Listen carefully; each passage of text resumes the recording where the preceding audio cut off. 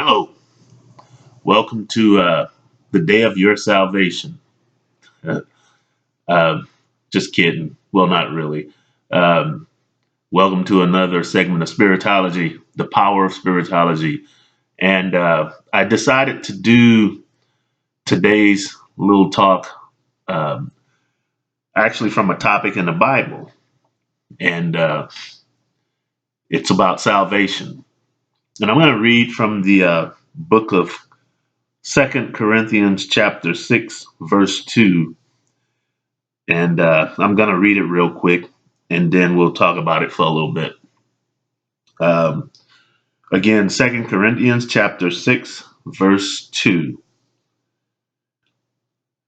For he says, in the time of favor, of an assured welcome, I have listened to and heeded your call, and I have helped you on the day of deliverance, the day of salvation. Behold, now is truly the time for a gracious welcome and acceptance of you from God. Behold, now is the day of salvation. How about that? And I read that from the Amplified Bible. It's a pretty good version. You might want to check it out. Today is the day of salvation. What does that mean to you? Think about it for a while. If you're like me, when I had my super religious mind so many moons ago, it was an acceptance of me going into a church, accepting Jesus Christ as my Lord and Savior. And then after that, you get a little feeling of elation or what have you, and you go out into the world and then you wait and you just deal with life as best as you can, try to have faith as best as you can. If you backslide, you go back to church, rededicate your life, and it's a routine that you have to deal with until a certain time that I guess you physically disembody. Spiritually, you leave your body and you go into the afterlife. Now, don't get me wrong, I do believe in the afterlife, but you know, for me, that way of salvation that I was so used to, that I've been trained to accept before I even understood what it was about as a kid, as an adult, going through the routine and having to suffer and you know all the promises in the Bible about a victorious life even before going on to the afterlife that I wasn't achieving or receiving, not understanding how to grow my faith. um, Something was to me flawed with the system. And when I think about salvation, I mean, it can take many forms. For instance, you can be doing good in one area of your life, and then in other areas, you might not be doing so well. And salvation, it basically means to be saved, rescued, or as the religious mind likes to say, redeemed. You could have different aspects of your life that you're really in a lot of trouble. Like some people have horrible relationships. Some people are insecure mentally. Um, some people are sick physically. A lot of people have financial issues, right? And it might be a myriad of things or a few things here and there. Like a person can be healthy but have financial issues, or vice versa. A person could be healthy but going through emotional difficulties, and they need to be rescued in these certain areas. Now, one way to do that I found out is,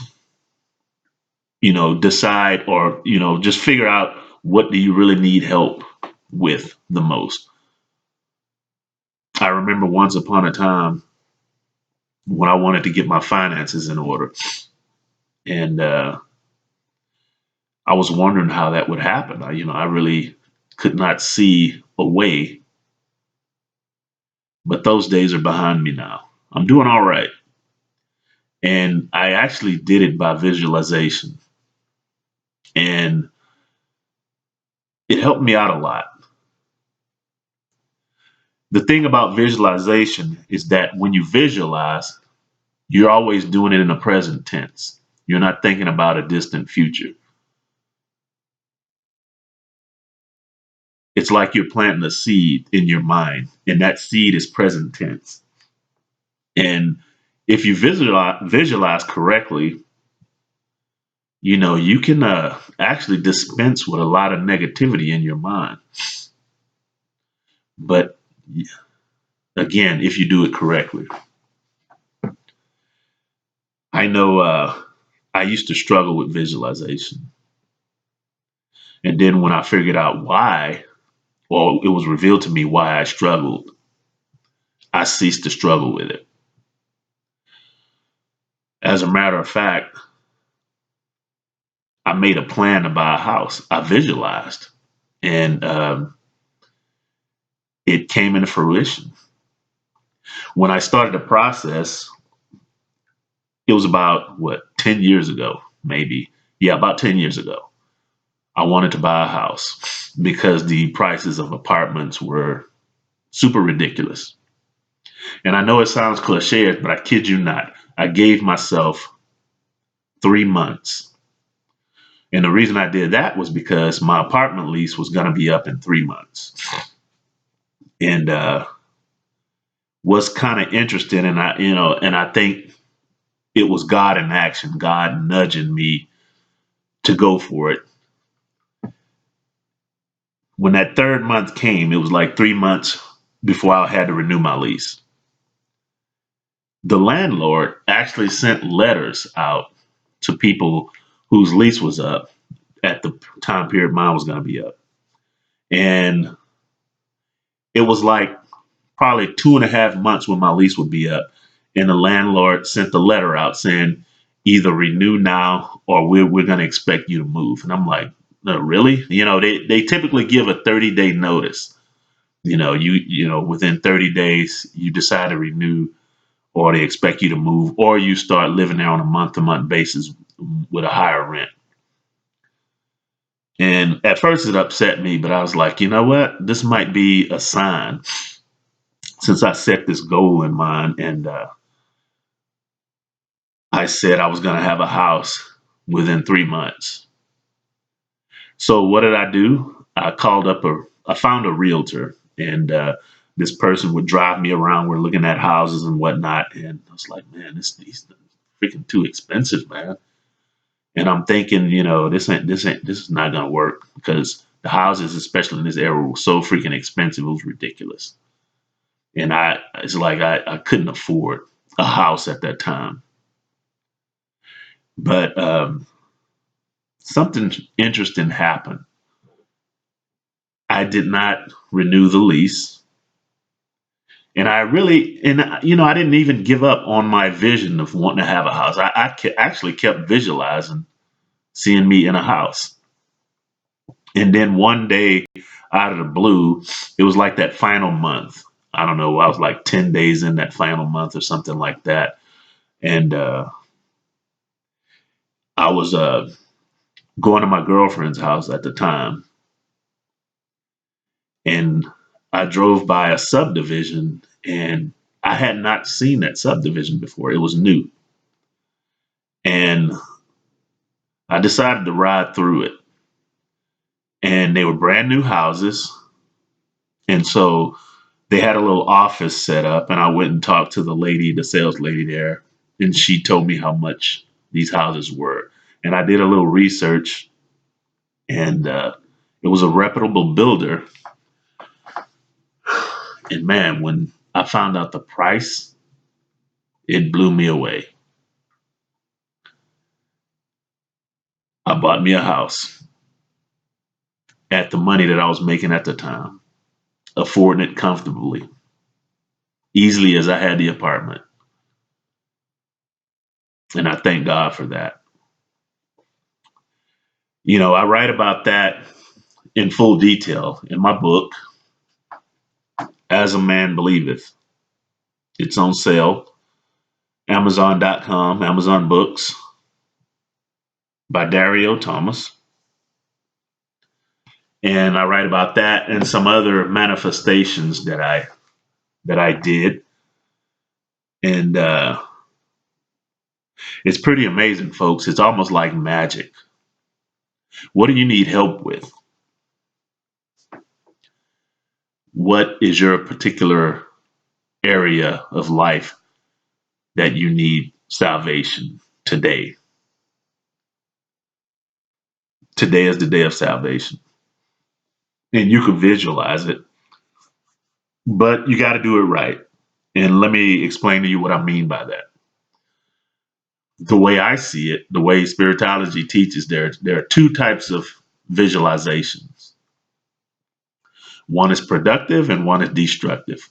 One will call upon angels to manifest whatever it is you desire, and the other will call up doubt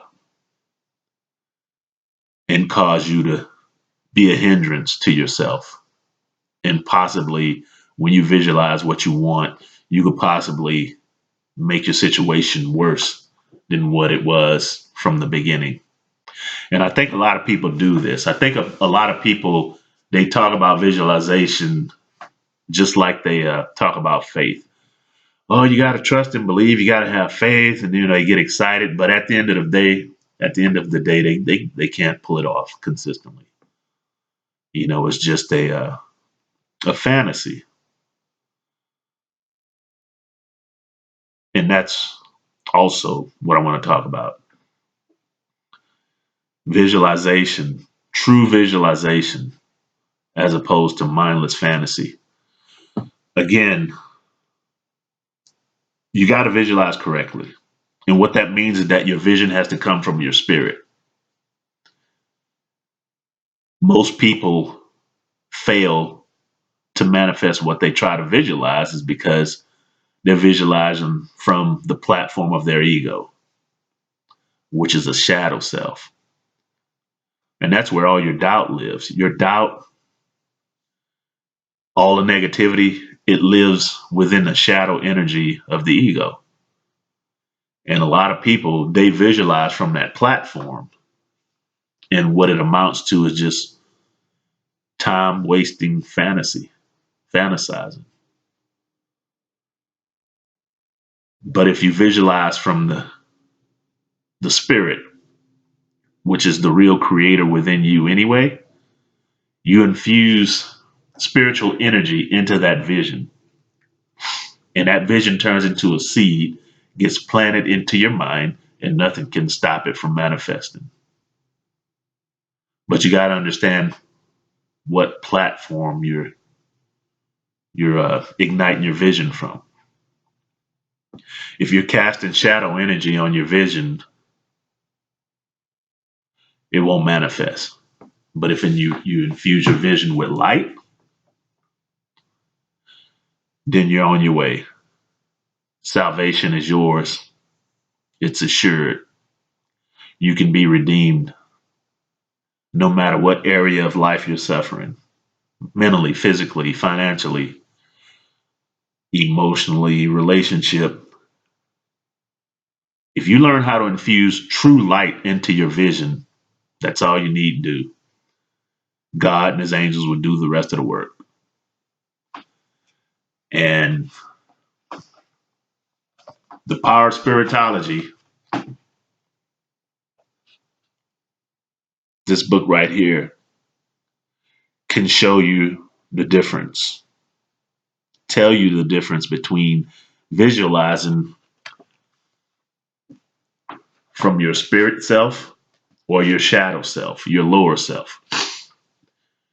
And it can show you, it can give you a easily applicable methodology to visualize, to think from your spirit essence as opposed to think through your ego. It can tell you how to construct your life as opposed to ruin your life. Today can be the day of your salvation, and the power of spiritology can help you with that.